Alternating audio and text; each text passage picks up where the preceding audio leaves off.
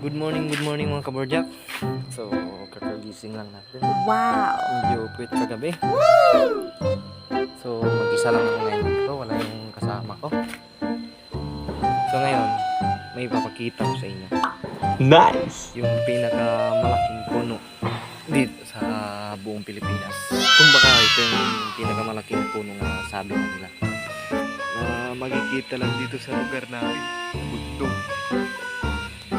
Okay guys, kakagising ko lang yun. Alas 8:30 na. Maagang umalis yung kasama ko. So guys, ito, nakikita ko sa inyo kung gaano kalaki yung puno. Dito nyo lang matatagpuan sa lugar namin.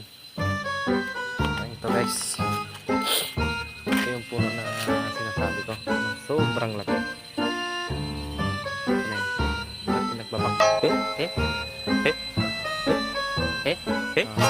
Guys, kita ko sa inyo. Yan. Wow!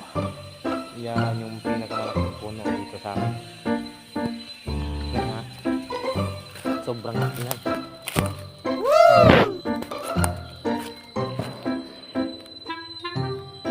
Dito laki nito. Dito sa likod, may likuran. Mga kabords. Ito yung pinakamalaking puno dito sa amin. Panahon pa daw to ng mga Kastila, sabi nila.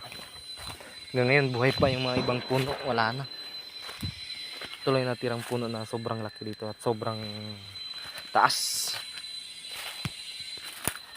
Tingnan yung mga kaborjak, sobrang taas laki niya.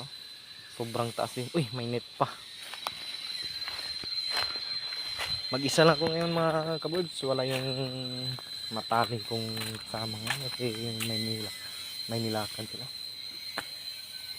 Tingnan nyo naman na sobrang laki niya.